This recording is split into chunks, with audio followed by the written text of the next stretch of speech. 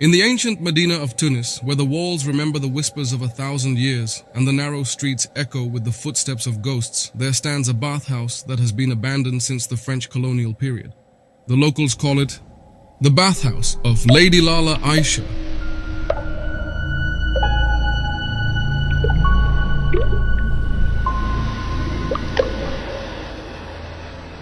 Though no one remembers who Lady Aisha was or why her name carries such dread. This is the story of Fatima the attendant, whose vanity opened a door between the world of the living and the realm of the dead.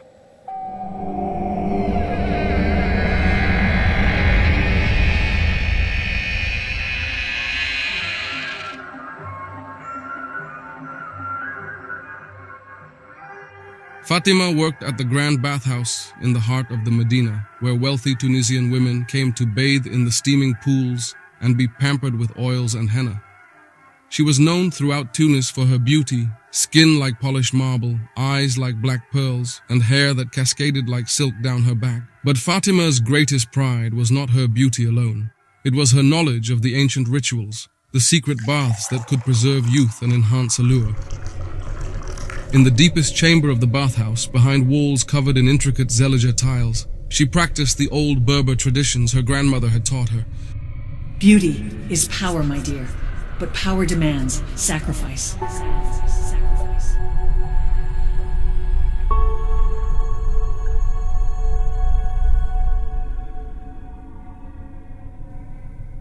One evening, after the last client had departed and the bathhouse lay shrouded in steam and silence, Fatima sat before her grandmother's bronze mirror in the private chamber. The oil lamps cast dancing shadows across the ancient zellige tiles, and the silence felt heavier than usual.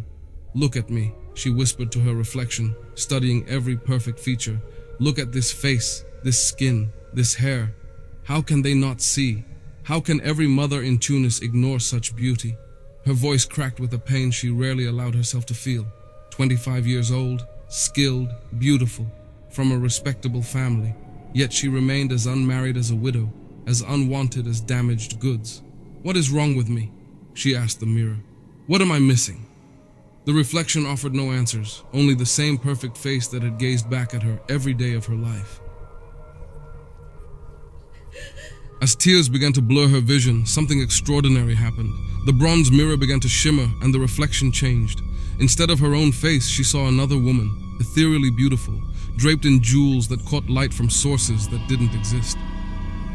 "Such sorrow," the woman said, her voice like honey flowing over marble. "Such waste." Fatima jerked backward, but the woman's eyes held hers. Who are you?" "I am Lala Aisha," the figure replied with a smile that was both kind and terrible.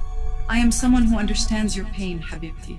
I see a woman of extraordinary beauty trapped by circumstances beyond her control." The woman in the mirror leaned forward, as if she could step through the bronze surface. "I can help you, dear one. I can make you not just beautiful, but irresistible. I can ensure that by next week You'll have marriage proposals from the finest families in Tunis. Fatima's heart hammered against her ribs. How? There are enhancements that can be made. Ways to ensure that your beauty doesn't just catch the eye, it captures the soul. Every mother who sees you will immediately think of her son. Every man who glimpses you will know he must have you or die trying. The promise was everything Fatima had ever wanted. What would I need to do? Lala Aisha's smile widened. "Meet me here tomorrow night after your work is done. I'll show you secrets that have been passed down through generations of women who refused to accept rejection." The next evening, Fatima could barely concentrate on her work. Wealthy women came and went, praising her skill while discussing their own daughter's marriage prospects. And still, none of them looked at her as anything more than skilled hands and a listening ear. As the last client departed, Fatima rushed through her closing duties and hurried to the private chamber. But as she approached the bronze mirror, she heard something that made her freeze. Whispers. Soft, desperate whispers coming from the walls themselves. She pressed her ear against the intricate zellige tiles and her blood turned to ice. The voice was familiar, achingly, impossibly familiar. "I'm sorry, Habibti. Please forgive me. I thought I was protecting you."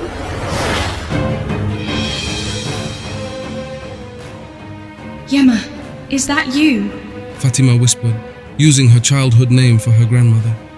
Yema, is that you? The whisper stopped abruptly. Fatima pressed both palms against the wall, her ear still listening desperately for any sound.